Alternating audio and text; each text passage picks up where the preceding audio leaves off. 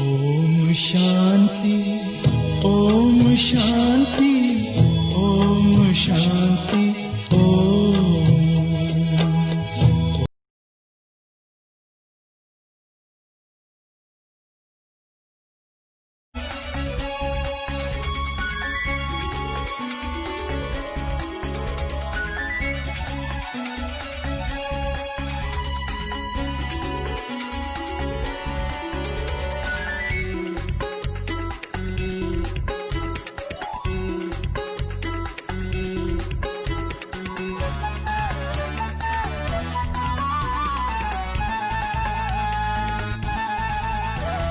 ಬುದ್ಧಿ ರೂಪಿ ವಿಮಾನ ಏರ್ಕೊಂಡ್ ಪಾರಂಧಾಮಕ್ ಹೋಗ್ತೀನಿ, ಬುದ್ಧಿ ರೂಪಿ ವಿಮಾನ ಏರ್ಕೊಂಡ್ ಪಾರಂಧಾಮಕ್ ಹೋಗ್ತೀನಿ. ಹೆಲೋ ಬಾಬಾ ಗುಡ್ ಮಾರ್ನಿಂಗ್ ಪ್ರೀತಿ ತುಂಬಿ ಹೇಳ್ತೀನಿ, ಹೆಲೋ ಬಾಬಾ ಗುಡ್ ಮಾರ್ನಿಂಗ್ ಪ್ರೀತಿ ತುಂಬಿ ಹೇಳ್ತೀನಿ.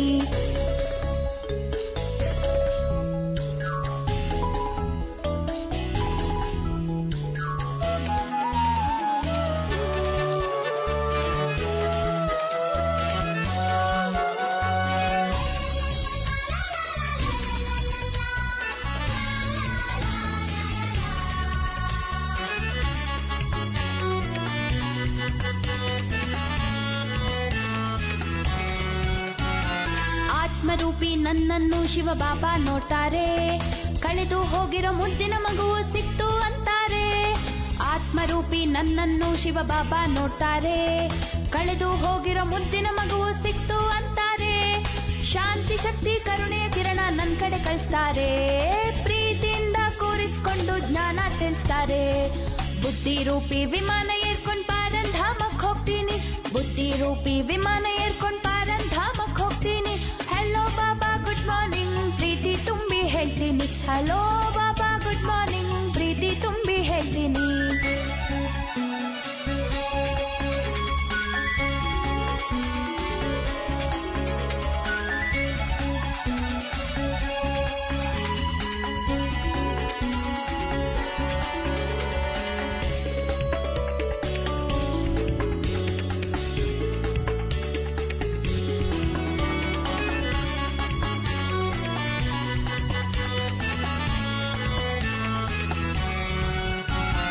ಇಲ್ಲೇ ಕೂತಿದ್ದಂಗೆ ನಾನ್ 3 ಲೋಕ ಸುತ್ತೀನಿ, ತಂದೆ ಸಂಗ ಮಾಡ್ಕೊಂಡ್ ತುಂಬಾ ಒಳ್ಳೆಯವನಾಗ್ತೀನಿ. ಇಲ್ಲೇ ಕೂತಿದ್ದಂಗೆ ನಾನ್ 3 ಲೋಕ ಸುತ್ತೀನಿ, ತಂದೆ ಸಂಗ ಮಾಡ್ಕೊಂಡ್ ತುಂಬಾ ಒಳ್ಳೆಯವನಾಗ್ತೀನಿ. ಕಷ್ಟದಲ್ಲಿರೋ ದುಃಖದಲ್ಲಿರೋ ಮಂದಿಗೆ ಹೇಳ್ತೀನಿ, ಎಲ್ರಿಗೂ ಜೀವನ್ ಮುಕ್ತಿಯ ಮಾರ್ಗ ನಾನ್ ತೋರಿಸ್ತೀನಿ. ಬುದ್ಧಿ ರೂಪಿ ವಿಮಾನ ಏರ್ಕೊಂಡ್ ಪಾರಂಧಾಮಕ್ ಹೋಗ್ತೀನಿ, ಬುದ್ಧಿ ರೂಪಿ ವಿಮಾನ ಏರ್ಕೊಂಡ್ ಪಾರಂಧಾಮಕ್ ಹೋಗ್ತೀನಿ. ಹೆಲೋ ಬಾಬಾ ಗುಡ್ ಮಾರ್ನಿಂಗ್ ಪ್ರೀತಿ ತುಂಬಿ ಹೇಳ್ತೀನಿ, ಹೆಲೋ ಬಾಬಾ ಗುಡ್ ಮಾರ್ನಿಂಗ್ ಪ್ರೀತಿ ತುಂಬಿ ಹೇಳ್ತೀನಿ.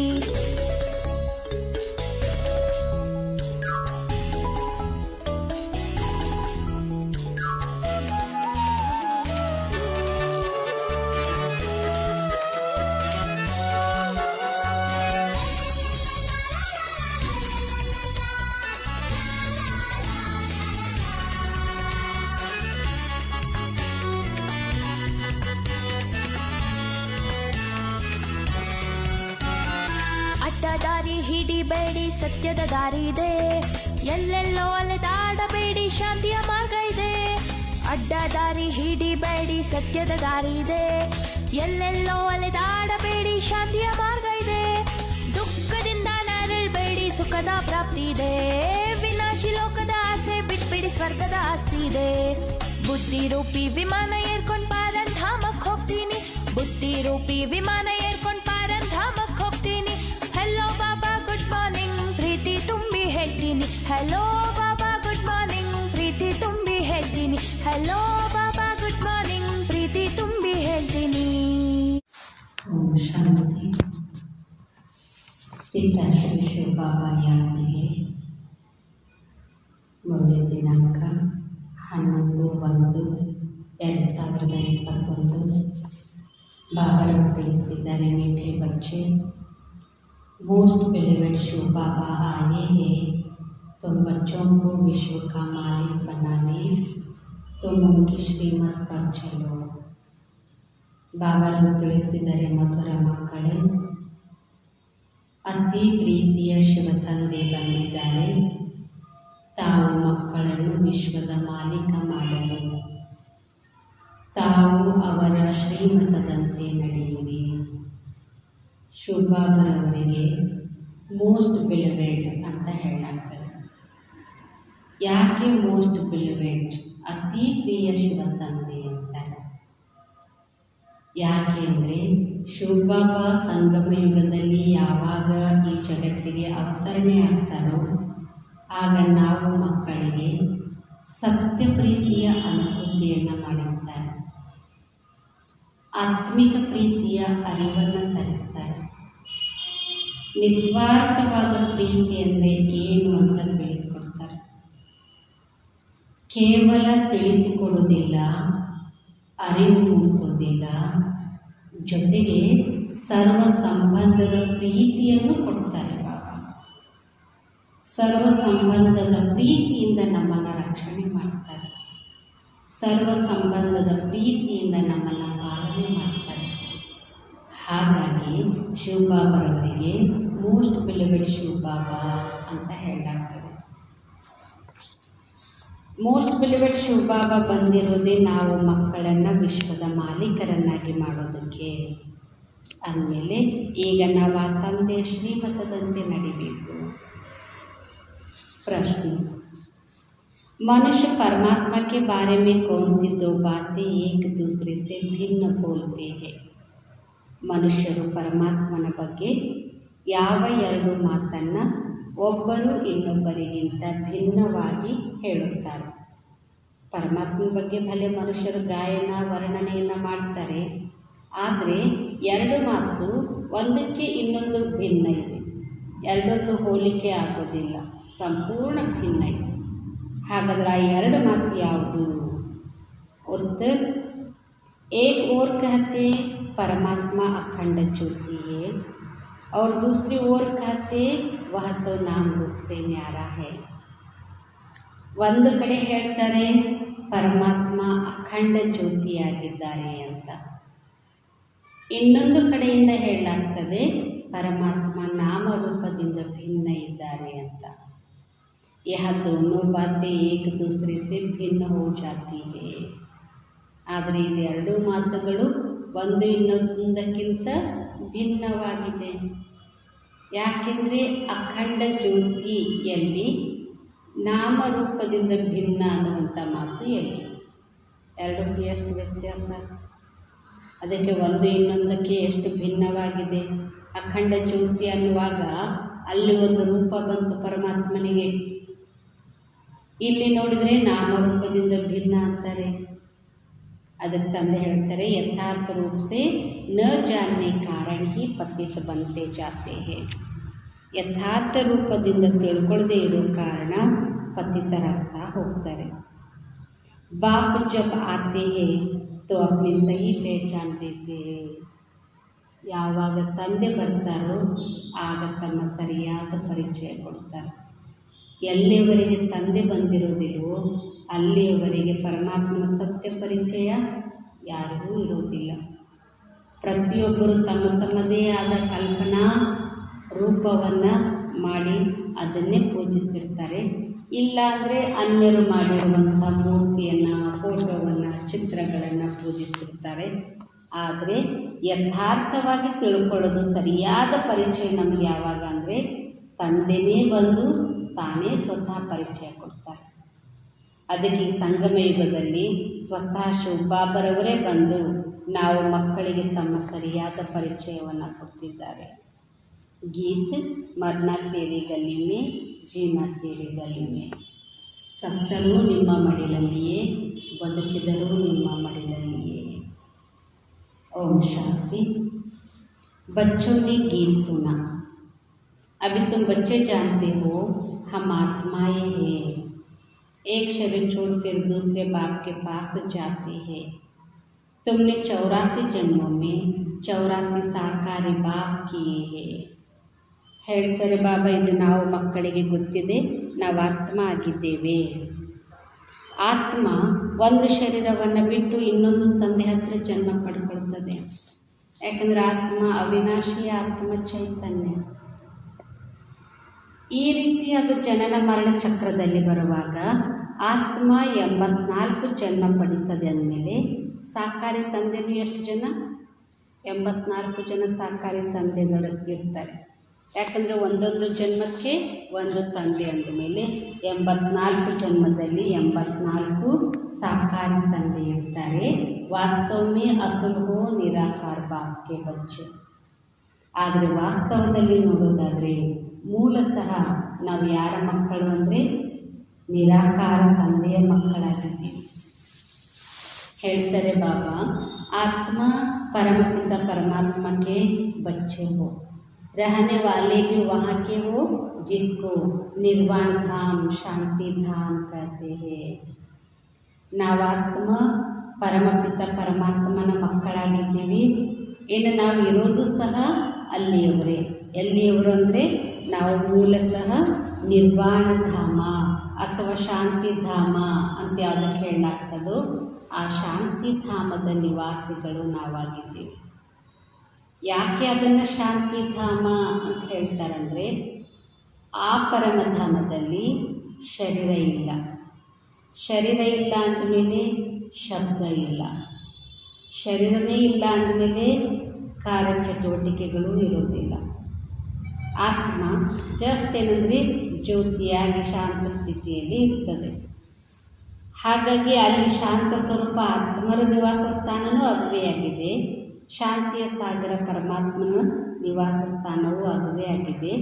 ಅದಕ್ಕೆ ಆ ಪರಮಧಾಮವನ್ನು ಶಾಂತಿಯ ಧಾಮ ಅಂತ ಹೇಳಲಾಗ್ತದೆ. ಇನ್ನು ನಿರ್ವಾಣ ಧಾಮ ಅಂತಾರೆ ಬಾಬಾ. ನಿರ್ವಾಣ ಅಂದರೆ ವಾಣಿಗಿಂತ ಶಬ್ದಕ್ಕಿಂತ ಭಿನ್ನ ದೂರವಾದದ್ದು.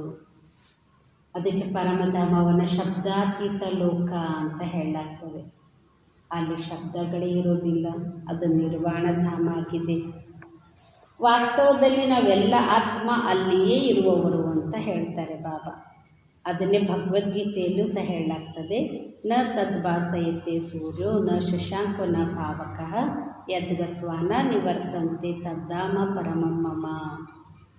ಅಂದರೆ ಆತ್ಮ ಮತ್ತು ಪರಮಾತ್ಮರಿರುವಂಥ ಸ್ಥಾನವನ್ನು ಯಾವುದೇ ಸೂರ್ಯ ಚಂದ್ರ ನಕ್ಷತ್ರನಾಗಲಿ ಪ್ರಕಾಶಿಸೋದಿಲ್ಲ. ಅದು ಸ್ವಯಂ ಪ್ರಕಾಶಿತ ಲೋಕ. ಹಾಗಾಗಿ ಅಲ್ಲಿ ಏನಂದರೆ ಎಲ್ಲ ಆತ್ಮಗಳು ನಿವಾಸ ಮಾಡ್ತಿರ್ತದೆ. ಸೂರ್ಯ ಚಂದ್ರರಿಗಿಂತಲೂ ಎತ್ತರದಲ್ಲಿರುವಂತಹ ಕೆಂಪು ಹೊಂಬಣ್ಣದಿಂದ ಕೂಡಿರುವಂಥ ಲೋಕ ಅದುವೇ ನಿರ್ವಾಣ ಧಾಮ, ಶಾಂತಿಯ ಧಾಮ. ಅಲ್ಲಿ ಆತ್ಮಗಳು ವಾಸ ಮಾಡ್ತಾರೆ. ಕೇವಲ ಆತ್ಮಗಳಷ್ಟೇ ಇರೋದಿಲ್ಲ ಅಲ್ಲಿ ಆತ್ಮಗಳು ಇರೋ ಕಾರಣದಿಂದ ಅದನ್ನು ಆತ್ಮಗಳ ಲೋಕ ಅಂತಲೂ ಹೇಳ್ತಾರೆ. ಜೊತೆಗೆ ಬಾಪು ಭಿ ವಹಾ ರಹತೆ ಹೇ, ತಂದೆಯೂ ಅಲ್ಲಿಯೇ ಇರ್ತಾರೆ.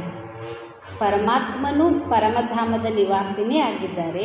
ಅದಕ್ಕೆ ಪರಮಧಾಮ. ಯಾಕೆಂದರೆ ಪರಮಾತ್ಮ ಶ್ರೇಷ್ಠಾತಿ ಶ್ರೇಷ್ಠ ಆಮೇಲೆ ಪರಮಾತ್ಮ ಇರುವಂಥ ಸ್ಥಾನನೂ ಅಷ್ಟೇ ಶ್ರೇಷ್ಠ.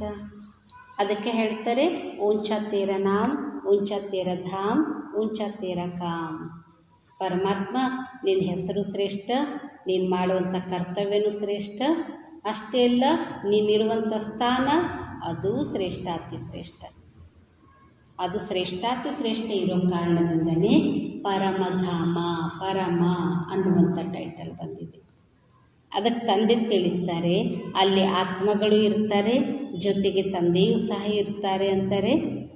ಯಹಾ ಆಕರ್ ತುಮ್ ಲೌಕಿಕ ಬಾಪ್ ಕೆ ಬಚ್ಚೆ बनते हो, फिर उस बाप को भूल जाते हो. ಆದರೆ ಯಾವಾಗ ಈ ಸಾಕಾರಿ ಜಗತ್ತಿಗೆ ಬರ್ತೀವಿ, ಈ ಸಾಕಾರಿ ಜಗತ್ತಿಗೆ ಬಂದ ಮೇಲೆ ತಂದೆ ಅಂತಾರೆ ನಾವು ಅಲ್ಲಿ ತಂದೆಯನ್ನು ಮರೆತು ಬಿಡ್ತೀವಿ. ಇಲ್ಲಿ ನಾವು ಮತ್ತೆ ಪುನಃ ಜನ್ಮವನ್ನು ಪಡ್ಕೊಂಡು ಪಾತ್ರಾಭಿನಯ ಮಾಡ್ತಾ ಇರ್ತೀವಿ ಅಂತಾರೆ. यहाँ आकर तुम लौकिक बाप के बच्चे बनते हो तो फिर उस बाप को भूल जाते हो. ಯಾವಾಗ ಲೌಕಿಕ ತಂದೆಯ ಮಕ್ಕಳಾಗ್ತೀವಿ ಆಗ ಪಾರಲೌಕಿಕ ತಂದೆಯನ್ನು मर्द होग्बिಡ್ತೀವಿ.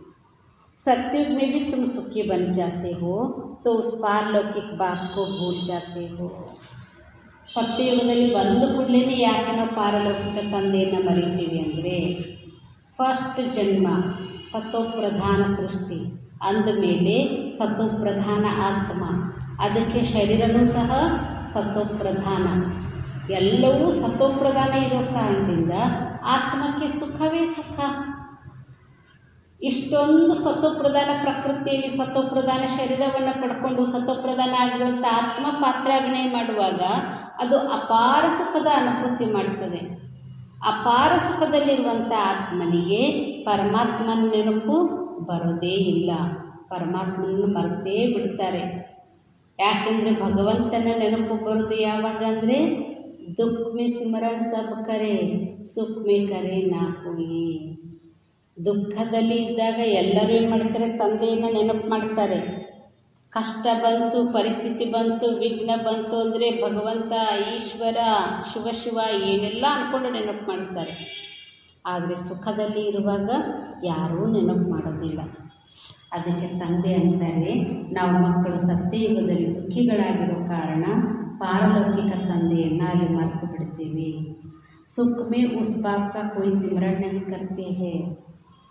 ಹಾಗಾಗಿ ಪರಮಾತ್ಮನನ್ನು ನೆನಪು ಮಾಡೋದು ಯಾವಾಗಂದರೆ ಸುಖದಲ್ಲಿ ಅಲ್ಲ, ದುಃಖದಲ್ಲಿ ನೆನಪು ಮಾಡ್ತೀವಿ. ಸಂಕಟ ಬಂದಾಗ ವೆಂಕಟರಮಣ, ಹೌದು ತಾನೆ? ಹಾಗೆಯೇ ಮನುಷ್ಯನಿಗೂ ಸಹ ಜೀವನದಲ್ಲಿ ಪರಿಸ್ಥಿತಿಗಳು, ವಿಘ್ನಗಳು, ಸಮಸ್ಯೆಗಳು ಬಂದಾಗ ಅವಾಗ ಆತ್ಮ ಪರಮಾತ್ಮನನ್ನು ಸ್ಮರಣೆ ಮಾಡಿಕೊಳ್ತದೆ. ಆದರೆ ಅದೇ ಆತ್ಮ ಸತ್ಯಯುಗದಲ್ಲಿ ಇದ್ದಾಗ ಪಾರಲೌಕಿಕ ತಂದೆಯನ್ನು ನೆನಪು ಮಾಡೋಂಗೇ ಇಲ್ಲ.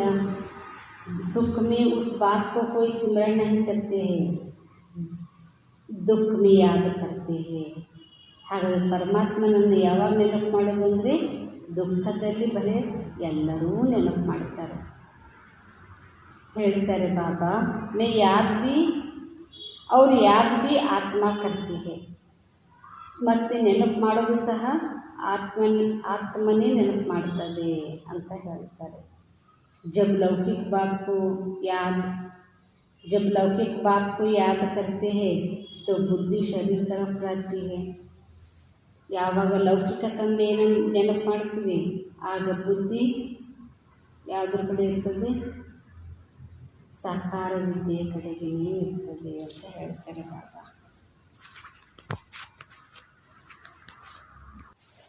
ಹೇಳ್ತಾರೆ ಬಾಬಾ, ತಂದೆ ಪರಿಚಯ ಅವ್ರದ್ದು ದೇಹದ ಆಧಾರದ ಮೇಲೆ ಆಗಿರ್ತದೆ. ಈ ತಂದೆಯನ್ನು ನೆನಪು ಮಾಡುವಾಗ ಬ್ರಹ್ಮ ತಂದೆಯೂ ಹೇಳ್ತಾರೆ ಓ ಬಾಬಾ, ಓ ಬಾಬಾ ಅಂತ ಬ್ರಹ್ಮ ತಂದೆಯೂ ಹೇಳ್ತಾರೆ, ಹೇ ದೋನೋ ಬಾಬಾ. ಆದರೆ ಇಬ್ಬರು ಯಾರಾಗಿದ್ದಾರೆ? ಇಬ್ಬರೂ ತಂದೆಯಾಗಿದ್ದಾರೆ. ಶಿವನೂ ಸಹ ತಂದೆಯೇ, ಶಿವ ಬಾಬಾ ಅಂತೀವಿ. ಬ್ರಹ್ಮನೂ ಸಹ ತಂದೆಯೇ, ಬ್ರಹ್ಮ ಬಾಬಾ ಅಂತ ಹೇಳ್ತೀವಿ. ರೈಟ್ ಅಕ್ಷರ ಬಾಬಾ ಹಿ ಹೇ, ಯಹ ಬಿ ಫಾದರ್ ವಹ ಬಿ ಫಾದರ್. ಇಲ್ಲಿ ಸರಿಯಾದ ಅಕ್ಷರ ಅಂದರೆ ತಂದೆ, ಬಾಬಾ ಅಂತಾರೆ. ನೋಡಿದರೆ ಇವರು ಸಹ ತಂದೆ, ಅವರು ಸಹ ತಂದೆಯೇ. ಆದರೆ ಉಸ್ ಆತ್ಮ ರೂಹಾನಿ ಬಾಪ್ ಕೋ ಯಾದ್ ಕರ್ತಿ ಹೇ ತೋ ಬುದ್ಧಿ ವಹಾ ಜಾತಿ ಹೇ. ಆತ್ಮ ಯಾವಾಗ ಆ ಆತ್ಮಿಕ ತಂದೆಯನ್ನು ನೆನಪು ಮಾಡ್ತದೋ ಆಗ ಬುದ್ಧಿ ಅಲ್ಲಿ ಹೋಗ್ತದೆ. ಯಹ ಬಾಪ್ ಬೈಟ್ ಬಚ್ಚೋं को समझाते हैं, अभी तुम यह जानते हो बाबा आया हुआ है, हमको अपना बनाया है. बाप कहते हैं पहले हमने तुमको स्वर्ग में भेजा, तुम बहुत सावकार थे, फिर 84 जन्म ले ड्रामा प्लान अनुसार अभी तुम दुखी हुए हो. ಈಗ ನಾವು ಮಕ್ಕಳಿಗೆ ಗೊತ್ತಿದೆ ತಂದೆ ಬಂದಿದ್ದಾರೆ, ಬಂದು ತಂದೆ ಸ್ವಯಂ ನಮ್ಮನ್ನು ತನ್ನವರನ್ನಾಗಿ ಮಾಡಿಕೊಂಡಿದ್ದಾರೆ. ಹಮ್ಕೋ ಅಪ್ನಾ ಬನಾಯಾ ಹೇ ಅಂತಾರೆ. ಯಾಕೆ ನಮ್ಮನ್ನು ತನ್ನವರನ್ನಾಗಿ ಮಾಡಿಕೊಂಡಿದ್ದಾರೆ ಬಾಬಾ? ಯಾವ ವಿಶೇಷತೆಯನ್ನು ನೋಡಿ ನಮ್ಮನ್ನು ತಮ್ಮನವರನ್ನಾಗಿ ಮಾಡಿಕೊಂಡಿದ್ದಾರೆ? ಭಲೆ ವಿಶ್ವದಲ್ಲಿ ಎಷ್ಟೊಂದು ವಿದ್ಯಾವಂತರಿದ್ದಾರೆ, ವಿದ್ವಾಂಸರಿದ್ದಾರೆ, ವಿಜ್ಞಾನಿಗಳಿದ್ದಾರೆ, ಸಿರಿವಂತರಿದ್ದಾರೆ, ಪಂಡಿತರಿದ್ದಾರೆ. ಆದರೂ ಸಹ ಭಗವಂತನ ಪ್ರೀತಿಯ ದೃಷ್ಟಿ ನಮ್ಮ ಮೇಲೆ ಬಿದ್ದಿದೆ. ನಮ್ಮನ್ನು ಭಗವಂತ ಆರಿಸಿಕೊಂಡಿದ್ದಾರೆ ಅಂದರೆ ನಾವೆಂಥ ಅದೃಷ್ಟಶಾಲಿಗಳು, ಎಂಥ ಭಾಗ್ಯವಂತರು. ನಮ್ಮಂತಹ ಅದೃಷ್ಟಶಾಲಿಗಳು ಈ ಜಗತ್ತಲ್ಲಿ ಯಾರೂ ಇಲ್ಲ. ಹಾಗಾದರೆ ಯಾವ ವಿಶೇಷತೆಯನ್ನು ಬಾಬಾ ನಮ್ಮನ್ನು ನೋಡಿ ಆರಿಸ್ಕೊಂಡಿದ್ದಾರೋ, ಯಾವ ಸಂಕಲ್ಪದಿಂದ ಬಾಬಾ ನಮ್ಮನ್ನು ಆರಿಸ್ಕೊಂಡಿದ್ದಾರೋ ಆ ಸಂಕಲ್ಪವನ್ನು ನಾವು ಸಾಕಾರಗೊಳಿಸಬೇಕು. ಆ ವಿಶೇಷತೆಯನ್ನು ಭಗವಂತನ ಕಾರ್ಯದಲ್ಲಿ ನಾವು ತೊಡಗಿಸ್ಕೋಬೇಕು. ಹೇಳ್ತಾರೆ ತಂದೆ ನಮ್ಮನ್ನು ತನ್ನವರನ್ನಾಗಿ ಮಾಡಿಕೊಂಡು ತಿಳಿಸ್ತಾರೆ, ಮಕ್ಕಳೇ ಮೊದಲು ನಾನು ನಿಮ್ಮನ್ನು ಸ್ವರ್ಗದಲ್ಲಿ ಕಳಿಸಿದ್ದೆ ಅಂತ ನೆನಪು ಮಾಡಿಸ್ಕೊಡ್ತಾರೆ. ಆ ನಂತರ ಏನಾಗ್ಬಿಡ್ತು, ನೀವು ಅಲ್ಲಿ ಬಹಳ ಸಾವುಕಾರಿದ್ರಿ, 84 ಜನ್ಮವನ್ನು ಪಡ್ಕೊಂಡು ಡ್ರಾಮಾ ಅನುಸಾರ ಈಗ ಇಷ್ಟೊಂದು ದುಃಖಿಗಳಾಗಿದ್ದೀರಿ. ಫಸ್ಟ್ ಯಾವಾಗ ತಂದೆ ನಮ್ಮನ್ನು ಸ್ವರ್ಗಕ್ಕೆ ಕಳಿಸಿದ್ರು ಅಲ್ಲಿ ಭಾಳ ಸಾವುಕಾರಿದ್ದೀವಿ. ಎಲ್ಲಿ ಸಂಪತ್ತು ಇದೆ ಅಲ್ಲಿ ಸುಖನೂ ಇದ್ದೇ ಇರ್ತದೆ ತಾನೇ. ಅಂದಮೇಲೆ ಸತ್ಯಯುಗದಲ್ಲಿ ಸುಖ, ಶಾಂತಿ, ಸಂಪತ್ತು, ಸಂಬಂಧ, ಶಕ್ತಿ ಎಲ್ಲವೂ ಆತ್ಮದಲ್ಲಿ ಭರ್ಪೂರ್ ಇರ್ತದೆ. ಅಂದಮೇಲೆ ಆಮೇಲೆ ಆತ್ಮ ಡ್ರಾಮಾ ಪ್ಲ್ಯಾನ್ ಅನುಸಾರ ಜನನ ಮರಣ ಚಕ್ರದಲ್ಲಿ ಬರುವಾಗ 84 ಜನ್ಮವನ್ನು ಪಡ್ಕೊಂಡು ಈಗ ನೀವು ದುಃಖಿಯಾಗಿರಿ ಅಂತಾರೆ. ಅಬ್ ಡ್ರಾಮಾ ಅನುಸಾರ ಪುರಾಣಿ ದುನಿಯಾ ಖತಮ್ ಹೋನಿ ಹೇ. ಆದರೆ ಮಕ್ಕಳೇ ಈಗ ಡ್ರಾಮಾ ಅನುಸಾರ ಈ ಹಳೆಯ ಪ್ರಪಂಚ ಅಂತೂ ಸಮಾಪ್ತಿ ಆಗೋದಿದೆ. तुम्हारे आत्मा और शरीर रूपी वस्त्र सतो प्रधान थे, फिर गोल्डन एज से सिल्वर एज में आत्मा आई तो शरीर भी सिल्वर एज में आया, फिर कॉपर एज में आया. अभी तो तुम्हारी आत्मा बिल्कुल पतित हो गई है तो शरीर भी पतित है. ತಿಳಿಸ್ಕೊಡ್ತಾರೆ ಬಾಬಾ, ನಾವು ಆತ್ಮದ ಸ್ಟೇಜಸ್ ಹೇಗೆ ಪರಿವರ್ತನೆ ಆಗ್ತದೆ, ಹೇಗೆ ಅದು ತನ್ನ ಕಲೆಗಳನ್ನು ಕಳ್ಕೊಳ್ತಾ ಬರ್ತದೆ ಅಂತ ಹೇಳಿ. ಮಕ್ಕಳೇ, ಯಾವಾಗ ನೀವು ಆತ್ಮ ಮತ್ತು ಶರೀರ ಎರಡೂ ಸಹ ಸತೋಪ್ರಧಾನ ಇತ್ತು ಆಗ ನೀವು ಗೋಲ್ಡನ್ ಏಜಲ್ಲಿ ಇದ್ರಿ ಅಂತಾರೆ. ಗೋಲ್ಡನ್ ಏಜ್ ಅಂದರೆ ಸತ್ಯಯುಗ, ಸ್ವರ್ಣಿಮ ಯುಗ ಅಂತ ಹೇಳಲಾಗ್ತದೆ. ಆ ಸ್ವರ್ಣಿಮ ಯುಗದಲ್ಲಿ ಇರುವಾಗ ನಮ್ಮದು ಆತ್ಮ ಮತ್ತು ಶರೀರ ರೂಪಿ ವಸ್ತ್ರ ಎರಡೂ ಸಹ ಸತೋಪ್ರಧಾನ ಇರ್ತದೆ. ಹೇಳ್ತಾರೆ ತಂದೆ, ಆತ್ಮಕ್ಕೆ ಈ ಶರೀರ ಅನ್ನೋದು ವಸ್ತ್ರ. ಹೇಗೆ ನಾವು ಬಟ್ಟೆಯನ್ನು ಧರಿಸ್ತಾ ಇರ್ತೀವಿ, ಕ್ರಮೇಣವಾಗಿ ಆ ಬಟ್ಟೆ ಹಳೆದಾಗ್ತಾ ಬರ್ತದೆ, ಅದು ಜೀರ್ಣ ಆಗ್ತಾ ಹೋಗ್ತದೆ, ಆಮೇಲೆ ಅದನ್ನು ಬಿಡ್ತೀವಿ, ಮತ್ತು ಹೊಸ ಬಟ್ಟೆಯನ್ನು ಧರಿಸ್ತೀವಿ. ಹಾಗೆಯೇ ಸತ್ಯಯುಗದಲ್ಲೂ ಸಹ ಏನಂತಂದರೆ ಸತ್ಯಯುಗದಿಂದ ಹಿಡಿದು ಇಲ್ಲಿಯವರೆಗೂ ನಾವು ಈ ದೇಹರೂಪಿ ವಸ್ತ್ರವನ್ನು ಧರಿಸಿ ಆತ್ಮ ಪಾತ್ರಾಭಿನಯ ಮಾಡ್ತಾಯಿತ್ತು. ಆಮೇಲೆ ಒಂದು ದೇಹವನ್ನು ಬಿಡ್ತೀವಿ, ಮತ್ತೊಂದು ದೇಹವನ್ನು ಪಡ್ಕೊಳ್ತೀವಿ. ಹೀಗೆ ಆತ್ಮ ಮೊದಲು ಸತ್ಯಯುಗದಲ್ಲಿ ಇದ್ದಾಗ ಅದು ಸತೋಪ್ರಧಾನ ಇತ್ತು. ಆತ್ಮ ಸತೋಪ್ರಧಾನ ಇದ್ದಾಗ ಶರೀರ ರೂಪಿ ವಸ್ತ್ರವು ಸತೋಪ್ರಧಾನ ಹೊಸತಾಗಿರ್ತದೆ. ಗೋಲ್ಡನ್ ಏಜ್ ಇತ್ತು. ಗೋಲ್ಡನ್ ಏಜ್ನಿಂದ ಸಿಲ್ವರ್ ಏಜ್ ಮೇ ಆತ್ಮ ಆಯಿ. ಆತ್ಮ ಸಿಲ್ವರ್ ಏಜಿಗೆ ಬಂತು, ಬೆಳ್ಳಿಯ ಯುಗಕ್ಕೆ ಬಂತು. ಅಲ್ಲಿಂದ ಆತ್ಮ ಹೀಗೆ ಜನನ ಮರಣ ಚಕ್ರದಲ್ಲಿ ಬರುವಾಗ ಆವಾಗ ಆತ್ಮ ಕಾಪರ್ ಏಜಲ್ಲಿ ಬರ್ತದೆ. ಕಾಪರ್ ಏಜ್ ಅಂದರೆ ತಾಮ್ರದ ಯುಗ, ಅರ್ಥಾತ್ ದ್ವಾಪರ ಯುಗ ಅಂಥೇಳಿ. ಆ ದ್ವಾಪರ ಯುಗದಲ್ಲಿ ಆತ್ಮ ಕಾಪರ್ ಏಜ್ ಅಂದಮೇಲೆ ಶರೀರನೂ ಸಹ ಅದೇ ಪ್ರಕಾರದ ಸಿಗ್ತದೆ.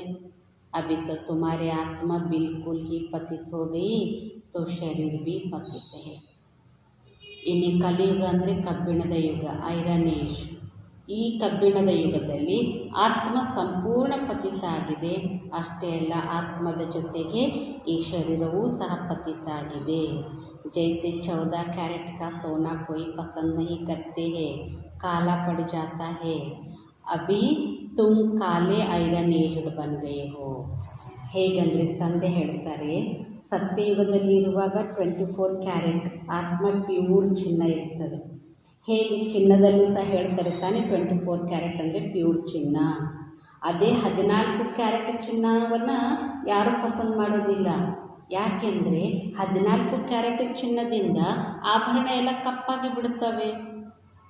ಹಾಗೆಯೇ ಬಾಬನ ಅಂತಾರೆ, ಈಗ ತಾವು ಮಕ್ಕಳು ಸಹ ಸಂಪೂರ್ಣ ಕಪ್ಪು ಐರನ್ ಏಜ್ಡ್ ಆಗಿಬಿಟ್ಟಿದ್ದೀರಿ.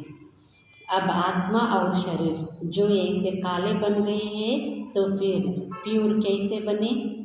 ಆತ್ಮ ಮತ್ತು ಶರೀರ ಎರಡೂ ಸಹ ಈ ಕಪ್ಪಾಗಿ ಬಿಟ್ಟಿದೆ. ಹಾಗಾದರೆ ಮತ್ತೀಗ ಪುನಃ ಪ್ಯೂರ್ ಆಗಬೇಕಾದ್ರೆ ಹೇಗೆ ಪ್ಯೂರ್ ಆಗ್ತದೆ?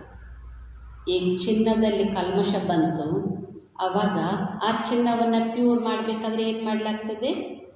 ಬೆಂಕಿಯಲ್ಲಿ ಅದನ್ನು ಕರಗಿಸ್ತಾರೆ ತಾನೆ. ಕರಗಿಸಿ ಶೋಧಿಸಿ ಅದರಲ್ಲಿರುವಂಥ ಕಲ್ಮಾಂಶವನ್ನು ತೆಗೆದು ಮತ್ತೆ ಚಿನ್ನವನ್ನು ಶುದ್ಧಗೊಳಿಸಲಾಗ್ತದೆ. ಹಾಗೆಯೇ ಈಗ ನಾವು ಆತ್ಮರೂಪಿ ಚಿನ್ನವನ್ನು ಸಹ ಶುದ್ಧ ಮಾಡಬೇಕು. ಯಾಕೆಂದರೆ ಈ ಆತ್ಮದಲ್ಲಿ ಪಂಚವಿಕಾರಗಳನ್ನುವಂಥ ಕಲ್ಮಶ ಬಂದುಬಿಟ್ಟಿದೆ. ಕ್ರೋಧ, ಲೋಭ, ಮೋಹ, ಅಹಂಕಾರ, ವಿಕಾರ ಅನ್ನುವಂಥ ಕಲ್ಮಶಗಳು ಬಂದಿದೆ. ಈ ಕಲ್ಮಶಗಳನ್ನು ಬೇರ್ಪಡಿಸಿ ನಾವು ಆತ್ಮವನ್ನು ಶುದ್ಧ ಪ್ಯೂರ್ ಮಾಡಬೇಕಾದ್ರೆ ಹೇಗೆ? ಇದಕ್ಕೆ ಯಾವ ಅಗ್ನಿ ಬೇಕು ಅಂದರೆ ಯೋಗಾಗ್ನಿ ಅಂತ ಹೇಳಲಾಗ್ತದೆ. ಪರಮಾತ್ಮನ ನೆನಪು ಅಗ್ನಿ ಇದ್ದಂತೆ. ಎಷ್ಟು ನಾವು ಪರಮಾತ್ಮನ ನೆನಪನ್ನು ಮಾಡ್ತೀವಿ ಅಷ್ಟು ನಮ್ಮದು ಆತ್ಮರೂಪಿ ಚಿನ್ನ ಅದು ಪ್ಯೂರ್ ಆಗ್ತಾ ಹೋಗ್ತದೆ. ಆತ್ಮ ಪ್ಯೂರ್ ಬನೆ ತೋ ಶರೀರ ಭಿ ಪ್ಯೂರ್ ಮಿಲೆ. ಆತ್ಮ ಪರಿಶುದ್ಧ ಆಯಿತು, ಪ್ಯೂರ್ ಆಯಿತು ಅಂದರೆ ಶರೀರನೂ ಸಹ ಏನಾಗ್ಬಿಡ್ತದೆ? ಶರೀರನೂ ಸಹ ತಿಳಿಸ್ತಾರೆ ತಂದೆ. ಈಗ ಆತ್ಮವನ್ನು ಪ್ಯೂರ್ ಮಾಡ್ಕೋಬೇಕಾದ್ರೆ ಏನು ಮಾಡಬೇಕು?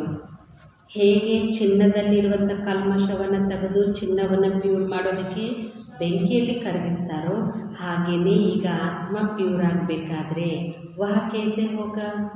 ಹಾಗಾದ್ರೆ ಆತ್ಮ ಹೇಗೆ ಪ್ಯೂರ್ ಆಗ್ತದೆ? ಕ್ಯಾ ಗಂಗಾ ಸ್ನಾನ ಕರ್ನಿಸೆ? ತಂದೆ ಕೇಳ್ತಾರೆ, ಗಂಗಾ ಸ್ನಾನ ಮಾಡೋದ್ರಿಂದ ಆತ್ಮ ಪರಿಶುದ್ಧ ಆಗಿಬಿಡ್ತದ? ನಹಿ. ಪುಕಾರ್ತಿ ಹಿ ಹೇ ಪತಿತ ಪಾವನ್. ಯಹ ಆತ್ಮ ಕರ್ತಿ ಹೇ. ಆತ್ಮ ಹೇ ಪತಿತ ಪಾವನ ಅಂತ ಪರಮಾತ್ಮನನ್ನು ಕರೀತದೆ. ಬುದ್ಧಿ ಪಾರಲೌಕಿಕ ಬಾಪ್ ತರಫ್ ಚಲಿ ಜಾತಿ ಹೇ ಬಾಬಾ. ಯಾವಾಗ ದುಃಖ ಪರಿಸ್ಥಿತಿಗಳು ಬರ್ತದೋ ಆಗ ಪ್ರತಿಯೊಬ್ಬರ ಬುದ್ಧಿ ಹೋಗೋದು ಪಾರಲೌಕಿಕ ತಂದೆ ಕಡೆಗೆ. ಹೇಳ್ತಾರೆ ಹೇ ಬಾಬಾ ಅಂತ. ದೇಖೋ ಬಾಬಾ ಅಕ್ಷರ ಹಿ ಕಿತನಾ ಮೀಠಾ ಹೇ. ಈ ಬಾಬಾ ಅಥವಾ ತಂದೆ ಅನ್ನುವಂಥ ಅಕ್ಷರ ಎಷ್ಟೊಂದು ಮಧುರವಾಗಿದೆ. ಭಾರತ್ ಮೇ ಹಿ ಬಾಬಾ ಬಾಬಾ ಕಹತೆ ಹೇ. ಅಭಿ ತುಮ್ ಆತ್ಮಾಭಿಮಾನಿ ಬನ್ ಬಾಬಾಕ್ಕೆ ಬನೆ ಹೋ. ಹೇಳ್ತಾರೆ ತಂದೆ, ಭಾರತದಲ್ಲಿ ಬಾಬಾ ಬಾಬಾ ಅಂತ ಹೇಳ್ತಾರೆ. ತಾವೀಗ ಆತ್ಮಾಭಿಮಾನಿಯಾಗಿ ತಂದೆಯವರಾಗಿದ್ದೀರಿ. ಬಾಪ್ ಕಹತೆ ಹೇ मैंने तुमको स्वर्ग में भेजा था, नया शरीर धारण किया था, अब तुम क्या बन गए हो? यह बातें हमेशा अंदर रहनी चाहिए. बाबा को ही याद करना चाहिए. ತಂದೆ ತಿಳಿಸ್ತಾರೆ, ಮಕ್ಕಳೇ, ನಾನು ನಿಮ್ಮನ್ನು ಸ್ವರ್ಗದಲ್ಲಿ ಕಳಿಸಿದ್ದೆ, ಹೊಸ ಶರೀರವನ್ನು ಧಾರಣೆ ಮಾಡಿಯಾಗಿತ್ತು. ಆದರೆ ಈಗ ನೀವೇನಾಗ್ಬಿಟ್ಟಿದ್ದೀರಿ? ಈ ಎಲ್ಲ ಮಾತನ್ನು ಒಳಗಡೆ ಯಾವಾಗಲೂ ಸಹ ನೆನಪಿಟ್ಕೋಬೇಕಂತಾರೆ ತಂದೆ. ತಂದೆಯನ್ನು ನೆನಪು ಮಾಡ್ತಾ ಇರಬೇಕಾಗಿದೆ. ಯಾದ್ ಭಿ ಕರ್ತೆ ಹೇ ನಾ ಹೇ ಬಾಬಾ, ಹಮ್ ಆತ್ಮ ಯೇ ಪತಿತ ಬನ್ ಗಯಿ ಹೇ, ಅಬ್ ಆಪ್ ಆಕರ್ ಪಾವನ್ ಬನಾವು. ಆತ್ಮ ಹೇಳ್ತದೆ ತಾನೇ, ಹೇ ಬಾಬಾ, ನಾವು ಪತಿತರಾಗಿಬಿಟ್ಟಿದ್ದೀವಿ, ತಾವು ಬಂದೀಗ ನಮ್ಮನ್ನು ಪಾವನರನ್ನಾಗಿ ಮಾಡಿರಿ. ಯಾಕೆಂದರೆ ಪತಿತರನ್ನು ಪಾವನ ಮಾಡುವವರು ಒಬ್ಬ ನಿರಾಕಾರ ಪರಮಾತ್ಮನೇ ವಿನಃ ಇನ್ಯಾವ ಮನುಷ್ಯರೂ ಸಹ ನಮ್ಮನ್ನು ಪಾವನ ಮಾಡಲಿಕ್ಕೂ ಸಾಧ್ಯ ಇಲ್ಲ. ड्रामा में भी यह पाठ है, तब तो बुलाते हैं. ड्रामा प्लान अनुसार आएंगे भी तब जब पुरानी दुनिया से नई बननी है तो जरूर संगम पर ही आएंगे. ನಾಟಕದ ಅನುಸಾರವಾಗಿ ಪರಮಾತ್ಮನದು ಸಹ ಪಾತ್ರ ಇದೆ ಪಾವನ ಮಾಡುವಂಥದ್ದು. ಅದಕ್ಕೋಸ್ಕರನೇ ಆತ್ಮರುಗಳು ಕರೀತಾರೆ. ಆದರೆ ಡ್ರಾಮಾ ಪ್ಲಾನ್ ಅನುಸಾರ ಪರಮಾತ್ಮನೂ ಸಹ ಯಾವಾಗ ಬರ್ತಾರಂದರೆ ಯಾವಾಗ ಹಳೆಯ ಪ್ರಪಂಚದಿಂದ ಹೊಸ ಪ್ರಪಂಚ ಆಗೋದಿದೆ ಅಂಥ ಸಮಯದಲ್ಲಿ ಸಂಗಮ ಯುಗದಲ್ಲಿಯೇ ಬರ್ತಾರೆ. तुम बच्चों को निश्चय है, बिलवेड मोस्ट बाबा है, कहते भी है ಸ್ವೀಟ್ ಸ್ವೀಟರ್ ಸ್ವೀಟೆಸ್ಟ್. ನಾವು ಮಕ್ಕಳಿಗೆ ಈಗ ಪಕ್ಕಾ ನಿಶ್ಚಯ ಇದೆ ಏನಂದರೆ ಪರಮಾತ್ಮ ಮೋಸ್ಟ್ ಬಿಲವೆಡ್, ಅತಿ ಪ್ರಿಯ ಆಗಿದ್ದಾರೆ. ಇಂತಹ ಪ್ರಿಯ ತಂದೆಗೆ ಮೋಸ್ಟ್ ಬಿಲವೆಡ್ ಬಾಬಾ ಅಂತ ಹೇಳಲಾಗ್ತದೆ. ಸ್ವೀಟ್ ಸ್ವೀಟರ್ ಸ್ವೀಟೆಸ್ಟ್ ಅಂತಾರೆ ತಾನೆ. अब ಸ್ವೀಟ್ ಕೌನ್ ಹೇ? ಲೌಕಿಕ ಸಂಬಂಧದಲ್ಲಿ ನೋಡಬೇಕಾದ್ರೆ ಸ್ವೀಟ್ ಯಾರು ಅಂದರೆ ಲೌಕಿಕ ಸಂಬಂಧ ಮೇ ಪಹಲೆ ಫಾದರ್ ಜೋ ಜನ್ಮ ದೇತೆ ಹೇ. ಲೌಕಿಕ ತಂದೆ ಸ್ವೀಟ್ ಅಂತಾರೆ, ಯಾಕೆಂದರೆ ಅವರು ಜನ್ಮವನ್ನು ಕೊಡುತ್ತಾರೆ. ನೆಕ್ಸ್ಟ್ ಫಿರ್ ಟೀಚರ್, ಶಿಕ್ಷಕರನ್ನು ಸ್ವೀಟ್ ಅಂತ ಹೇಳ್ತಾರೆ. ವಹ ಅಚ್ಚಾ ಹೋತಾ ಹೇ, ಉಸ್ಸೆ ಪಡ್ಕರ್ ಮರ್ತಬಾ ಪಾತೆ ಹೋ. ಶಿಕ್ಷಕರಿಂದ ವಿದ್ಯೆಯನ್ನು ಓದಿ ಪದವಿಯನ್ನು ಪಡ್ಕೊಳ್ಳಾಗ್ತದೆ. ಹೇಳ್ತಾರೆ ತಾನೇ, knowledge is source of income. ಮನುಷ್ಯನ ಆದಾಯಕ್ಕೆ ಮೂಲ ಆಧಾರನೇ ನಾಲೆಜ್, ವಿದ್ಯೆ ಅಂತ ಹೇಳ್ತಾರೆ. ಮನುಷ್ಯನ ಜೀವನದಲ್ಲಿ ವಿದ್ಯೆ ಅತ್ಯಂತ ಪ್ರಮುಖವಾದ ಪಾತ್ರವನ್ನು ಮಾಡ್ತದೆ. ಯಾಕೆಂದರೆ knowledge is light, knowledge is might ಅಂತ ಹೇಳ್ತಾರೆ. ಮನುಷ್ಯನಿಗೆ ಜ್ಞಾನನೇ ಒಂದು ಬೆಳಕು, ಜ್ಞಾನವೇ ಒಂದು ಶಕ್ತಿ ಅಂತ. ಹಾಗಾದರೆ ಯಾವ ಜ್ಞಾನ ಮನುಷ್ಯನಿಗೆ ಬೆಳಕಾಗ್ತದೆ, ಯಾವ ಜ್ಞಾನ ಮನುಷ್ಯನಿಗೆ ಶಕ್ತಿಯನ್ನು ಕೊಡ್ತದೆ, ಅದನ್ನು ಸಹ ತಿಳ್ಕೋಬೇಕು ತಾನೇ. ಭೌತಿಕ ಶಿಕ್ಷಣದ ಜೊತೆಗೆ ಮನುಷ್ಯನ ಜೀವನದಲ್ಲಿ ಆಧ್ಯಾತ್ಮಿಕ ಶಿಕ್ಷಣನೂ ಬೇಕು. ಆದರೆ ಇವತ್ತು ಕೇವಲ ಆಧ್ಯಾತ್ಮಿಕ ಶಿಕ್ಷಣವನ್ನು ಬಿಟ್ಟು ಕೇವಲ ಭೌತಿಕ ಶಿಕ್ಷಣಕ್ಕೆ ಎಷ್ಟು ಪ್ರಾಮುಖ್ಯತೆ ಕೊಡ್ತಾರೆ. ಆದರೆ ಆ ಭೌತಿಕ ಶಿಕ್ಷಣ ಏನಾಗ್ಬಿಟ್ಟಿದೆ ಅಂದರೆ ನೀತಿ ಇಲ್ಲದ ಶಿಕ್ಷಣ, ಭೀತಿ ಇಲ್ಲದ ಶಾಸನ, ಆಮೇಲೆ ಮಿತಿ ಮೀರಿದ ಸ್ವಾತಂತ್ರ್ಯ ಆಗಿಬಿಟ್ಟಿದೆ. ಇವತ್ತು ಎಷ್ಟು ಶಿಕ್ಷಣ ಕೊಟ್ಟರು ಅದರಲ್ಲಿ ನೀತಿ ಇಲ್ಲ. ಕಾನೂನುಗಳಿದೆ, ಶಾಸನಗಳಿದೆ, ಆದರೆ ಶಾಸನಗಳ ಬಗ್ಗೆ ಯಾರಿಗೂ ಭಯ ಅನ್ನೋದು ಇಲ್ಲವೇ ಇಲ್ಲ. ಯಾಕಂದರೆ ಮನುಷ್ಯನಿಗೆ ಮಿತಿ ಮೀರಿದ ಸ್ವಾತಂತ್ರ್ಯ ಪ್ರಾಪ್ತಿಯಾಗಿಬಿಟ್ಟಿದೆ. ಅದಕ್ಕೋಸ್ಕರನೇ ಹೇಳ್ತಾರೆ ನಾಲೆಜ್ ಈಸ್ ಲೈಟ್. ಹಾಗಾದರೆ ಯಾವ ನಾಲೆಜ್ ಲೈಟ್ ಆಗ್ತದೆ ಅಂದರೆ ಆಧ್ಯಾತ್ಮಿಕ ಜ್ಞಾನ ಮನುಷ್ಯನ ಜೀವನಕ್ಕೆ ಬೆಳಕಾಗ್ತದೆ, ಸತ್ಯ ಮಾರ್ಗದರ್ಶನವನ್ನು ಮಾಡ್ತದೆ. ಯಾವಾಗ ಆಧ್ಯಾತ್ಮಿಕ ಜ್ಞಾನ ಬೆಳಕು ತೋರ್ತದೋ ಆ ಆಧ್ಯಾತ್ಮಿಕ ಜ್ಞಾನನೇ ಅವನಿಗೆ ಶಕ್ತಿಯನ್ನು ಕೊಡ್ತದೆ. ಬರುವಂಥ ಪರಿಸ್ಥಿತಿಗಳನ್ನು ಯುಕ್ತಿಯಿಂದ ಎದುರಿಸುವಂಥ ಶಕ್ತಿ ಆಧ್ಯಾತ್ಮಿಕ ಜ್ಞಾನ ಕೊಡ್ತದೆ. ಅದಕ್ಕೆ ಹೇಳ್ತಾರೆ ಜ್ಞಾನ ಹೇ ನಾಲೆಜ್, ಯೋಗ ಹೇ ಯಾದ್. ಜ್ಞಾನ ಅಂದರೆ ನಾಲೆಜ್, ಯೋಗ ಅಂದರೆ ನೆನಪು. तो बेहद का बाप जिसने तुमको स्वर्ग का मालिक बनाया था उनको तुम अभी भूल गए हो. ಬೇಹದ್ದಿನ ತಂದೆ, ಯಾವ ತಂದೆ ನಮ್ಮನ್ನು ಸ್ವರ್ಗದ ಮಾಲೀಕರನ್ನಾಗಿ ಮಾಡಿದ್ರು ಅದೇ ತಂದೆಯನ್ನೇ ಮರೆತು ಬಿಟ್ಟಿದ್ದೀವಿ. ಅದಕ್ಕೆ ಹೇಳ್ತಾರೆ ತಂದೆ, ನೀವು ನನ್ನನ್ನೇ ಮರೆತು ಬಿಟ್ಟಿದ್ದೀರಿ. ಶಿವಬಾಬಾ ಕೈಸೆ ಆಯಾ ಕಿಸ್ಕೋ ಭಿ ಪತಾ ನಹಿ. ಶಿವಬಾಬಾ ಹೇಗೆ ಬಂದರು ಇದು ಯಾರಿಗೂ ಸಹ ಗೊತ್ತಿಲ್ಲ. चित्रों में भी क्लियर दिखाया है, ब्रह्म द्वारा स्थापना शिव बाबा कराते हैं. ಚಿತ್ರಗಳಲ್ಲೂ ಸಹ ಸ್ಪಷ್ಟವಾಗಿ ತೋರಿಸಲಾಗಿದೆ, ಬ್ರಹ್ಮನ ಮೂಲಕ ಸ್ಥಾಪನೆ ಶಿವಬಾಬಾನೇ ಮಾಡಿಸ್ತಾರೆ. ಕೃಷ್ಣ ಕೇಸೆ ರಾಜಯೋಗ ಸಿಖಾಯೇಗ. ಕೃಷ್ಣ ಅಂತೂ ಹೇಗೆ ರಾಜಯೋಗವನ್ನು ಕಲಿಸ್ಲಿಕ್ಕೆ ಸಾಧ್ಯ? ರಾಜಯೋಗ ಸಿಕ್ಲಾತೆ ಹಿ ಹೇ ಸತ್ಯುಕ್ಕೆ ಲಿಯೇ. ತಂದೆ ಹೇಳ್ತಾರೆ ರಾಜಯೋಗವನ್ನು ಕಲಿಸೋದೇ ಯಾಕೆ ಅಂದರೆ ಸತ್ಯಯುಗಕ್ಕಾಗಿ. ಹಾಗಾಗಿ ಸತ್ಯಯುಗಕ್ಕಾಗಿ ರಾಜಯೋಗ ಕಲಿಸಬೇಕಾದ್ರೆ ಇದು ಸ್ವಯಂ ನಿರಾಕಾರನಾದಂಥ ಶಿವನೇ ಸಂಗಮ ಯುಗದಲ್ಲಿ ಬರಬೇಕಾಗ್ತದೆ. तो जरूर संगम पर बाप ने ही सिखाया होगा. सत्युग की स्थापना करने वाला है बाबा. ಶಿವ ಬಾಬಾ ಸತ್ಯಯುಗದ ಸ್ಥಾಪನೆಯನ್ನು ಮಾಡುವವರಾಗಿದ್ದಾರೆ. ಅದಕ್ಕೆ ಹೇಳ್ತಾರೆ ತಾನೇ ಹೆವೆನಲ್ಲಿ ಗಾಡ್ ಫಾದರ್ ಅಂತಾರೆ ಪರಮಾತ್ಮನಿಗೆ. ಗಾಡ್ ಫಾದರ್ ಏನು ಸ್ಥಾಪನೆ ಮಾಡ್ತಾರಂದರೆ ಹೆವೆನ್, ಸ್ವರ್ಗದ ರಚಯಿತ ಅಂತಾರೆ. ಶಿವ ಬಾಬಾ ಇನ್ ದ್ವಾರ ಕರಾತೆ ಹೇ ಕರನ್ ಕರಾವನ್ಹಾರ ಹೇನ. ಶಿವ ಬಾಬಾ ಬ್ರಹ್ಮನ ಮೂಲಕ ಸ್ಥಾಪನೆ ಮಾಡ್ತಾರೆ, ಅವರು ಕರನ್ ಕರಾವನ್ಹಾರ ಆಗಿದ್ದಾರೆ ತಾನೇ. ओ लोग त्रिमूर्ति ब्रह्मा कह देते हैं, ऊंचा ते ऊंचा शिव है ना. यह साकार है वह निराकार है. सृष्टि भी यहाँ ही है. इस सृष्टि का ही चक्र है जो फिरता रहता है, रिपीट होता रहता है. ತಂದೆ ತಿಳಿಸ್ತಾರೆ ತ್ರಿಮೂರ್ತಿ ಬ್ರಹ್ಮ ಅಂತ ಹೇಳ್ತಾರೆ, ಆದರೆ ಬ್ರಹ್ಮ ದೇವತಾಯ ನಮಃ, ವಿಷ್ಣು ದೇವತಾಯ ನಮಃ ಅಂತಾರೆ. ಶಿವನಿಗೆ ಮಾತ್ರ ಶಿವ ಪರಮಾತ್ಮಾಯ ನಮಃ ಅಂತಾರೆ. ಯಾಕೆಂದರೆ ಊಂಚಾತಿ ಊಂಚ ಶಿವ ಹೇಣ, ಎಲ್ಲರಿಗಿಂತ ಶ್ರೇಷ್ಠಾತಿ ಶ್ರೇಷ್ಠ ಶಿವ ಆಗಿದ್ದಾರೆ ತಾನೇ. ಅಂದರೆ ಶಿವ ನಿರಾಕಾರ, ಬ್ರಹ್ಮ ಸಾಕಾರ ಆದರು. ಇನ್ನು ಸೃಷ್ಟಿನೂ ಸಹ ಇದ್ದಿದ್ದು ಈ ಸಾಕಾರ ಲೋಕದಲ್ಲಿನೇ ತಾನೇ. इस सृष्टि का ही चक्र है जो फिरता रहता है, रिपीट होता रहता है. ಈ ಸಾಕಾರ ಸೃಷ್ಟಿಯ ಚಕ್ರನೇ ಇದು ಸುತ್ತುತ್ತಾ ಇರ್ತದೆ, ಇದೇ ಪುನರಾವರ್ತನೆ ಆಗ್ತದೆ. ಸೂಕ್ಷ್ಮೋತ್ತನಕ್ಕೆ ಸೃಷ್ಟಿ ಕಾ ಚಕ್ರ ನಹಿ ಗಾಯ ಜಾತಾ ಹೈ. ಸೂಕ್ಷ್ಮೋತ್ತನದ ಸೃಷ್ಟಿ ಚಕ್ರ ಅಂತ ಗಾಯನೇ ಇಲ್ಲ. ಸೃಷ್ಟಿ ಚಕ್ರ ಇರೋದು ಸಾಕಾರಿ ಜಗತ್ತಿನಲ್ಲಿನೇ. ಸಾಕಾರಿ ಜಗತ್ತಲ್ಲಿನೇ ಇದು ಮತ್ತೆ ಪುನರಾವರ್ತನೆ ಆಗ್ತಾ ಇರ್ತದೆ. ಅದಕ್ಕೆ ಹೇಳ್ತಾರೆ history must repeat it self. ಯಾವ ಹಿಸ್ಟ್ರಿ ರಿಪೀಟ್ ಆಗ್ತದೆ?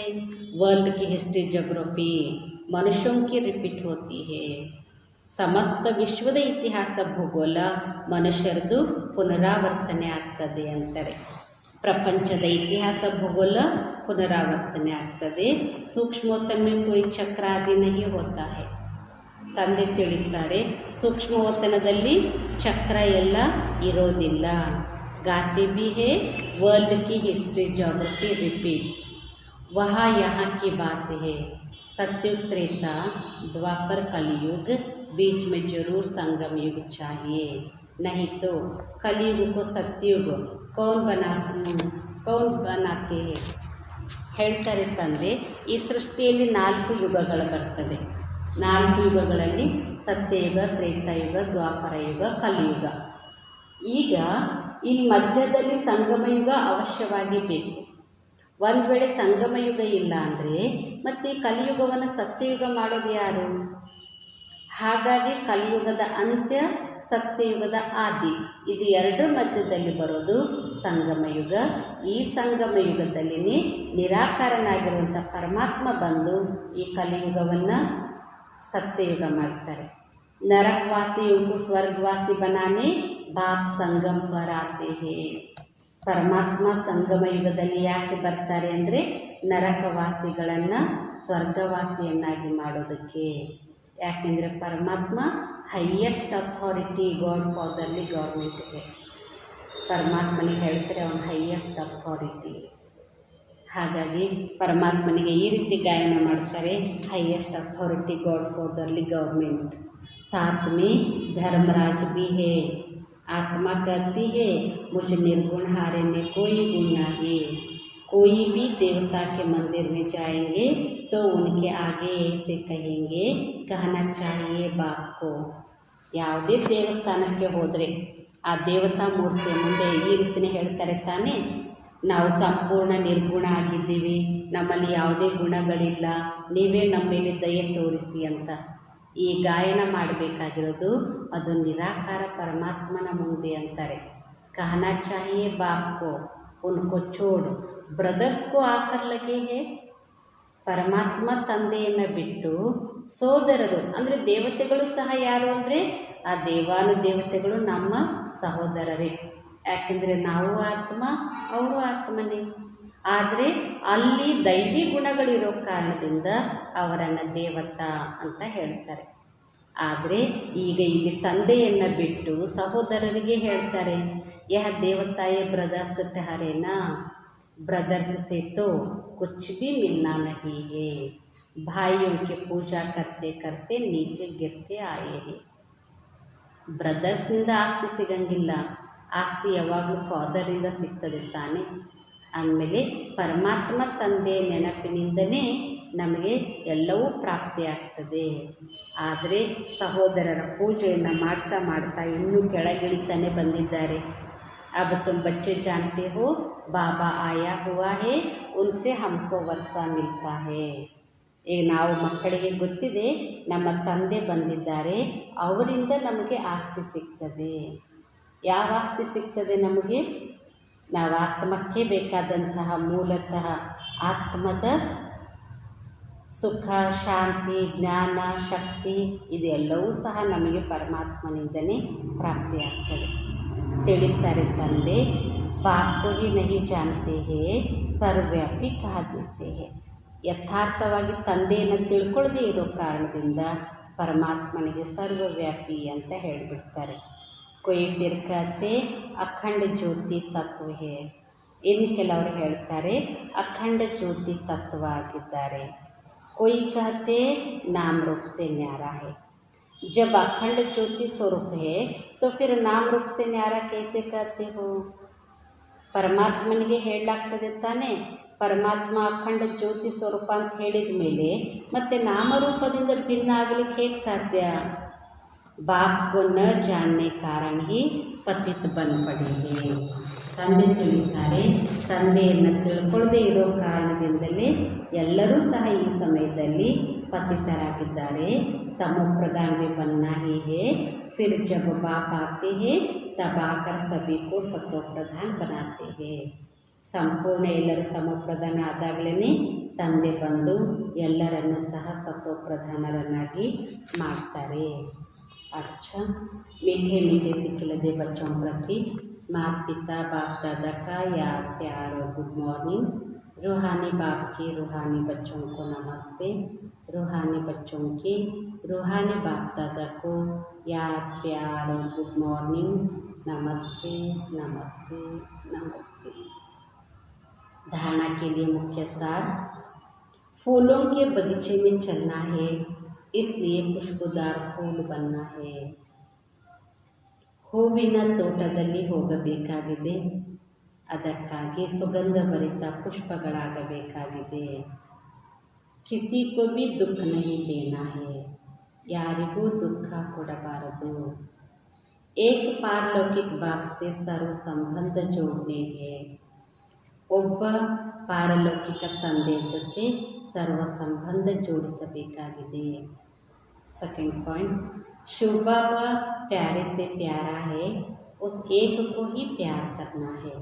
ಶಿವ ಬಾಬಾ ಪ್ರಿಯಾತಿ ಪ್ರಿಯ ಆಗಿದ್ದಾರೆ, ಅವರೊಬ್ಬರನ್ನೇ ಪ್ರೀತಿಸಬೇಕಾಗಿದೆ।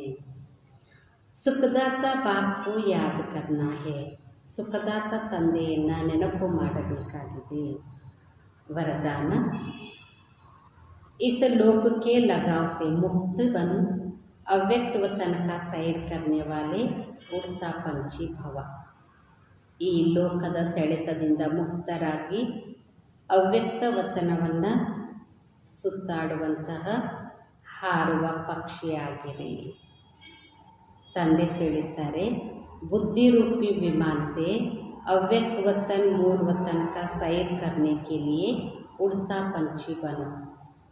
ಈಗ ಬುದ್ಧಿ ಅನ್ನುವಂತಹ ವಿಮಾನದಿಂದ, ಬುದ್ಧಿರೂಪಿ ವಿಮಾನದಿಂದ ಅವ್ಯಕ್ತವತನ ಮತ್ತು ಮೂಲವತನವನ್ನು ಸುತ್ತಾಡುವಂತಹ ಹಾರುವ ಪಕ್ಷಿಗಳಾಗ್ರಿ। ಬುದ್ಧಿ ದ್ವಾರ ಜಬ್ ಚಾಹೋ ಜಹಾ ಚಾಹೋ ಪಹುಂಚ್ ಜಾವೋ, ಬುದ್ಧಿಯ ಮೂಲಕ ಯಾವಾಗ ಬೇಕು ಎಲ್ಲಿ ಬೇಕು ಅಲ್ಲಿಗೆ ತಲುಪಿಬಿಡಿ। ಯಹ ತಬ್ ಹೋಗಾ ಜಬ್ ಬಿಲ್ಕುಲ್ ಇಸ್ ಲೋಕ ಕೆ ಲಗಾವ್ ಸೆ ಪರೆ रहेंगे। ಆದರೆ ಇದು ಯಾವಾಗ ಸಾಧ್ಯ ಅಂದರೆ, ಯಾವಾಗ ಸಂಪೂರ್ಣವಾಗಿ ಈ ಲೋಕದ ಲಗಾವ್ನಿಂದ ದೂರ ಇದ್ದಾಗ ಮಾತ್ರ। यह असार संसार है, इस असार संसार से जब कोई काम नहीं, कोई प्राप्ति नहीं, तो बुद्धि द्वारा भी जाना बंद करो। ತಂದೆ ತಿಳಿಸ್ತಾರೆ, ಈ ಸಮಸ್ತ ಸಂಸಾರನೇ ಏನಾಗಿದೆ, ಅಸಾರ ಅಸಾರ ಸಂಸಾರದಿಂದ ಈಗೇನೂ ಪ್ರಾಪ್ತಿ ಇಲ್ಲ ಅಂದಮೇಲೆ, ಇದು ಯಾವ ಕೆಲಸಕ್ಕೂ ಪ್ರಯೋಜನ ಇಲ್ಲ ಅಂದಮೇಲೆ ಬುದ್ಧಿಯ ಮೂಲಕ ಹೋಗೋದನ್ನು ಈಗ ಬಂದ್ ಮಾಡಿಬಿಡಿ, ನಿಲ್ಲಿಸಿಬಿಡಿ। ಯಾಕೆಂದರೆ ಯಹ ರೌರವ್ ನರಕ ಹೇ, ಇಸ್ಮೆ ಜಾನೆ ಕಾ ಸಂಕಲ್ಪ ಸ್ವಪ್ನ ಭಿ ನ ಆಯೆ। ಇದು ರೌರವ್ ನರಕ ಆಗಿದೆ, ಇದರಲ್ಲಿ ಹೋಗುವ ಸಂಕಲ್ಪ ಮತ್ತು ಸ್ವಪ್ನವೂ ಸಹ ಬರಬಾರ್ದಾಗಿದೆ। ಸ್ಲೋಗನ್, अपने चेहरे और चलन से सत्यता की सभ्यता का अनुभव कराना ही ಶ್ರೇಷ್ಠತಾ है। ತಮ್ಮ ಮುಖದಿಂದ ಮತ್ತು ನಡತೆಯಿಂದ ಸತ್ಯತೆಯ ಸಭ್ಯತೆಯ ಅನುಭವ ಮಾಡಿಸುವುದೇ ಶ್ರೇಷ್ಠತೆಯಾಗಿದೆ। ತಮ್ಮ ಮುಖ ಮತ್ತು ಚಲನೆಯಿಂದ ಸತ್ಯತೆಯ ಸಭ್ಯತೆಯ ಅನುಭವ ಮಾಡಿಸುವುದೇ ಶ್ರೇಷ್ಠತೆಯಾಗಿದೆ। ಏನು ತಿಳಿಸಿದರು ಬಾಬಾ? ಬಾಬಾ ಹೇಳಿದರು ತಾನೆ, ಶಿವ ಬಾಬಾ ಮೋಸ್ಟ್ ಬಿಲಿವೆಡ್ ತಂದೆ ಬಂದಿರೋದೇ ಈಗ ನಮ್ಮನ್ನು ವಿಶ್ವದ ಮಾಲೀಕರನ್ನಾಗಿ ಮಾಡೋದಕ್ಕೆ, ಅಂದಮೇಲೆ ಅವರ ಶ್ರೀಮತದಂತೆ ನಡಿಬೇಕಾಗಿದೆ। ಬಾಬಾ ಅಂತಾರೆ, ಈಗ ಆತ್ಮವನ್ನು ಪರಿಶುದ್ಧ ಪ್ಯೂರ್ ಮಾಡ್ಕೋಬೇಕಾದ್ರೆ ತಂದೆಯನ್ನು ನೆನಪು ಮಾಡಬೇಕಾಗಿದೆ ಅಂತ ಹೇಳಿದರು। ಹಾಗಾದರೆ ಈಗ ನಾವು ತಂದೆಯನ್ನು ನೆನಪು ಮಾಡೋಣ। ತಮ್ಮ ಮನಸ್ಸನ್ನು ಭ್ರುಕುಟಿಯ ಮಧ್ಯದಲ್ಲಿ ಕೇಂದ್ರೀಕರಿಸಿರಿ। ಭ್ರುಕುಟಿಯ ಮಧ್ಯದಲ್ಲಿ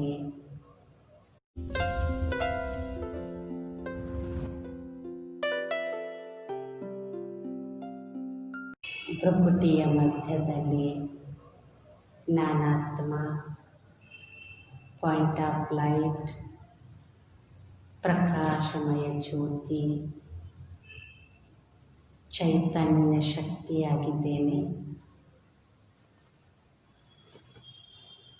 ನಾನಾತ್ಮ ಅವಿನಾಶಿ ಅಮರನಾಗಿದ್ದೇನೆ.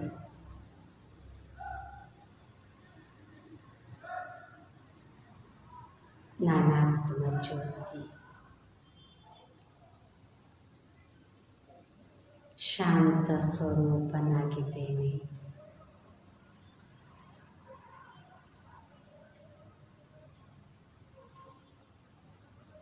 ಸುಖ ಸ್ವರೂಪನಾಗಿದ್ದೇನೆ. ಜ್ಞಾನ ಸ್ವರೂಪನಾಗಿದ್ದೇನೆ. ಪವಿತ್ರ ಸ್ವರೂಪನಾಗಿದ್ದೇನೆ. ಪ್ರೇಮ ಸ್ವರೂಪನಾಗಿದ್ದೇನೆ. ಆನಂದ ಸ್ವರೂಪನಾಗಿದ್ದೇನೆ. ಶಕ್ತಿ ಸ್ವರೂಪನಾಗಿದ್ದೇನೆ.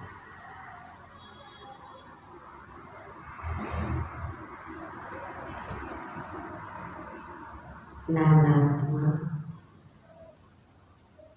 ಮೂಲತಃ ಪರಮಧಾಮದ ನಿವಾಸಿ, ಪರಮಪಿತ ಪರಮಾತ್ಮನ ಸಂತಾನನಾಗಿದ್ದೇನೆ.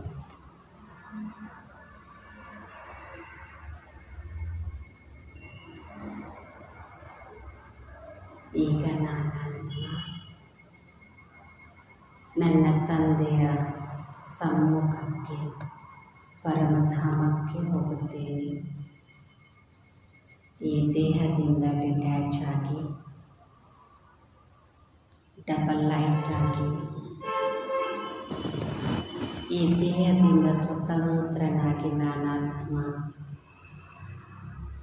ಎತ್ತರೆತ್ತರಕ್ಕೆ ಸಾಗುತ್ತಾ ಆಕಾಶ ತತ್ವವನ್ನು ದಾಟಿ ಸೂರ್ಯ ಚಂದ್ರ ನಕ್ಷತ್ರಗಳನ್ನು ದಾಟಿ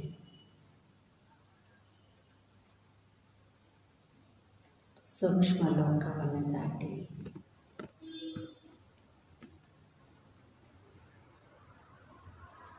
ಪರಮಧಾಮದಲ್ಲಿ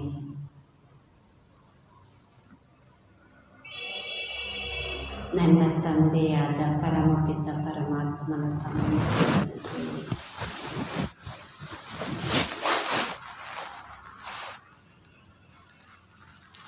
ಆ ನನ್ನ ತಂದೆ ಅತ್ಯಂತ ಪ್ರಿಯಾತಿ ಪ್ರಿಯ ಪ್ರೀತಿಯ ಸಾಗರ ಆಗಿದ್ದಾರೆ. ಪ್ರೀತಿಯ ಸಾಗರ ಶಿವ ತಂದೆಯಿಂದ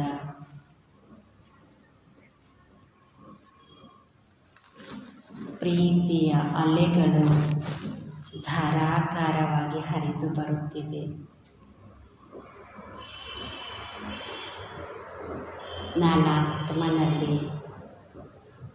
ಪರಮಾತ್ಮನ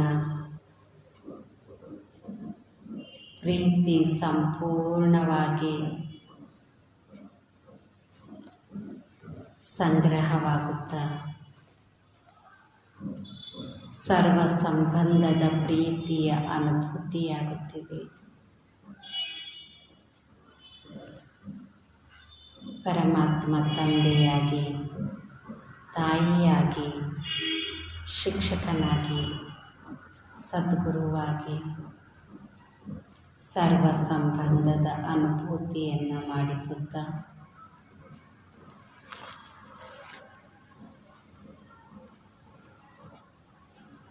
ಅಪಾರವಾದ ಪ್ರೀತಿಯನ್ನು ಧಾರೆ ಎರೆಯುತ್ತಿದ್ದಾರೆ.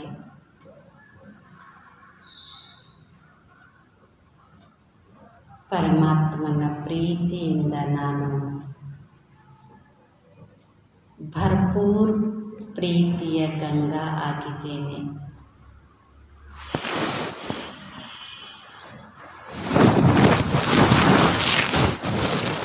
ಹೇಗೆ ಪರಮಾತ್ಮನಿಗೆ ಯಾರೂ ಶತ್ರುಗಳಿಲ್ಲ, ಕೋಯಿ ನಹಿ ಶತ್ರು ತೇರ ಎಂದು ಗಾಯನ ಮಾಡುತ್ತಾರೆ.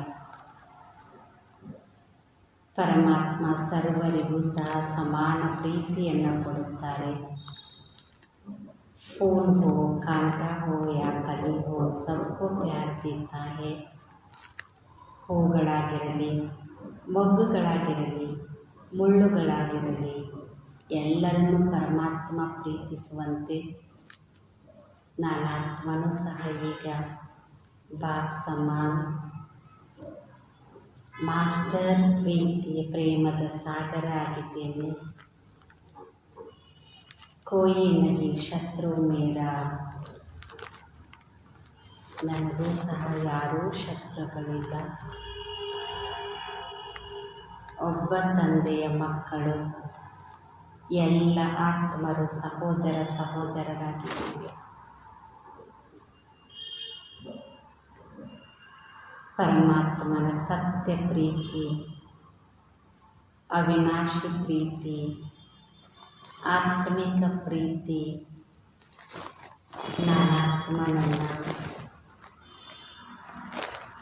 ಸಂಪೂರ್ಣವಾಗಿ ನಷ್ಟ ಮೋಹಗೊಳಿಸಿದೆ.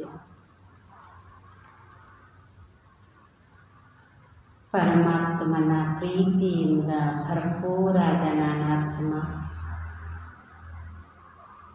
ಸಮಸ್ತ ವಿಶ್ವಕ್ಕೆ ಪ್ರೀತಿಯ ಸಕಾಶವನ್ನು ಕಳುಹಿಸುತ್ತಿದ್ದೇನೆ. ವಿಶ್ವದ ಪ್ರತಿಯೊಂದು ಮೂಲೆ ಮೂಲೆಗೂ, ಪ್ರತಿಯೊಂದು ರಾಷ್ಟ್ರಕ್ಕೂ ಪರಮಾತ್ಮನ ಪ್ರೀತಿಯ ಕಿರಣಗಳು ತಲುಪುತ್ತಾ ಸರ್ವರಲ್ಲಿಯೂ ಸಹ ಆತ್ಮಿಕ ಪ್ರೀತಿ, ಸತ್ಯ ಪ್ರೀತಿ ಜಾಗೃತವಾಗುತ್ತಿದೆ. ವಿಶ್ವದ ಎಲ್ಲ ಆತ್ಮರುಗಳನ್ನು ಇಮರ್ಜ್ ಮಾಡಿಕೊಳ್ಳಿ. ಅವರೆಲ್ಲರ ಮಧ್ಯದಲ್ಲಿ ನಾನು ತಂದೆ ಜೊತೆಗೆ ಇದ್ದೇನೆ. ಎಲ್ಲರಿಗೂ ಸಹ ಪ್ರೀತಿ ತುಂಬಿದ ಸಕಾಶವನ್ನು ತಲುಪಿಸುತ್ತಿದ್ದೇನೆ.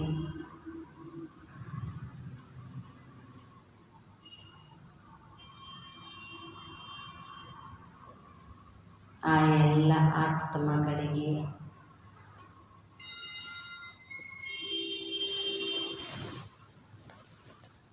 ಈಗ ಜನ್ಮ ಜನ್ಮಾಂತರದಲ್ಲಿ ನಮ್ಮಿಂದ ಏನೆಲ್ಲ ದುಃಖ ನೋವಾಗಿದೆ ಅವರಲ್ಲಿ ಕ್ಷಮೆ ಯಾಚಿಸೋಣ. ಅಜ್ಞಾನ ಕಾಲದಲ್ಲಿ ನನಗೆ ತಿಳಿದು ತಿಳಿಯದೆಯೋ ತಪ್ಪುಗಳಾಗಿ ನಿಮಗೆ ದುಃಖ ನೋವಾಗಿದೆ, ನನ್ನನ್ನು ದಯವಿಟ್ಟು ಕ್ಷಮಿಸಿ. ಈಗ ಇದು ನಮ್ಮದು ಕೊನೆಯ ಜನ್ಮವಾಗಿದೆ. ನಾವೆಲ್ಲರೂ ಸತ್ಯ ಪ್ರೀತಿಯಲ್ಲಿರೋಣ, ಆತ್ಮಿಕ ಪ್ರೀತಿಯಲ್ಲಿರೋಣ.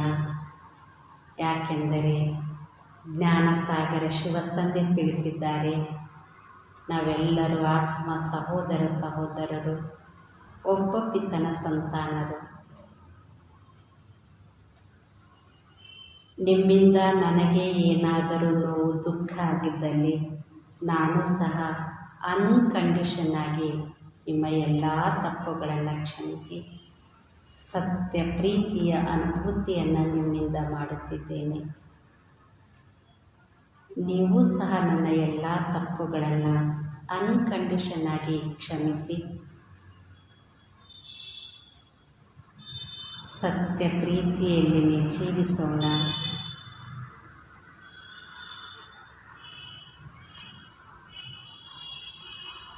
ಈಗ ವಿಶ್ವದ ಸಮಸ್ತ ಆತ್ಮರುಗಳ ಜೊತೆಗೆ ಏನೆಲ್ಲ ಲೆಕ್ಕಾಚಾರ ಇತ್ತು ಅದು ಎಲ್ಲವೂ ಸಮಾಪ್ತಿಯಾಗಿ ಈಗ ನಾವೆಲ್ಲರೂ ಒಬ್ಬ ತಂದೆ ಮಕ್ಕಳು, ಸತ್ಯ ಸಹೋದರರು ಎಂಬ ಜ್ಞಾನೋದಯವಾಗಿ ಸಮಸ್ತ ಸೃಷ್ಟಿ ವಸುದೈವ ಕುಟುಂಬಕಂ ಆಗಿದೆ. ಸರ್ವೇ ಜನಃ ಸುಖಿನೋ ಭವಂತು, ಸರ್ವೇ ಜನಃ ಸುಖಿನೋ ಭವಂತು, ಸರ್ವೇ ಜನಃ ಸುಖಿನೋ ಭವಂತು. अच्छा, ओम शांति.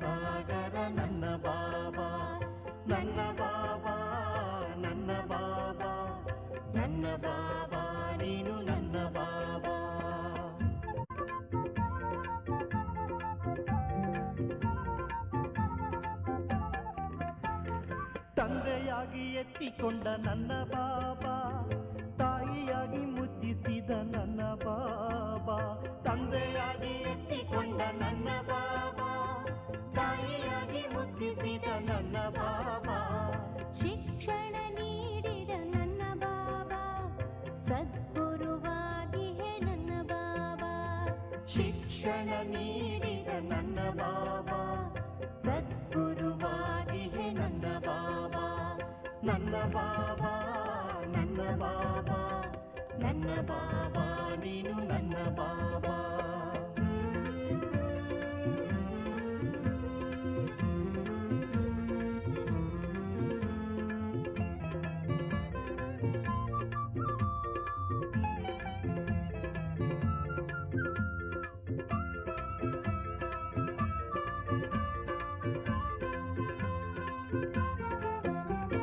ದೇಹವನ್ನು ಮರೆಸಿದೆ ನನ್ನ ಬಾಬಾ, ದೇಹಿಯಾಗಿ ಮೆರೆಸಿದೆ ನನ್ನ ಬಾಬಾ, ದೇಹವನ್ನು ಮರೆಸಿದೆ ನನ್ನ ಬಾಬಾ, ದೇಹಿಯಾಗಿ ಮೆರೆಸಿದೆ ನನ್ನ ಬಾಬಾ, ಪಾವನ ಮಾಡಿದೆ ನನ್ನ ಬಾಬಾ, ದುಃಖವ ಹರಿಸಿದೆ ನನ್ನ ಬಾಬಾ, ಪಾವನ ಮಾಡಿದೆ ನನ್ನ ಬಾಬಾ, ದುಃಖವ ಹರಿಸಿದೆ ನನ್ನ ಬಾಬಾ, ನನ್ನ ಬಾಬಾ, ನನ್ನ ಬಾಬಾ, ನನ್ನ ಬಾಬಾ, ನೀನು ನನ್ನ ಬಾಬಾ, ನನ್ನ ಬಾಬಾ, ನನ್ನ ಬಾಬಾ, ನನ್ನ ಬಾಬಾ, ನೀನು ನನ್ನ ಬಾಬಾ, ಜ್ಞಾನದ ಸಾಗರ ನನ್ನ ಬಾಬಾ, ಪ್ರೇಮದ ಸಾಗರ ನನ್ನ ಬಾಬಾ, ಕರುಣೆಯ ಸಾಗರ ನನ್ನ ಬಾಬಾ, ಆನಂದ ಸಾಗರ ನನ್ನ ಬಾಬಾ,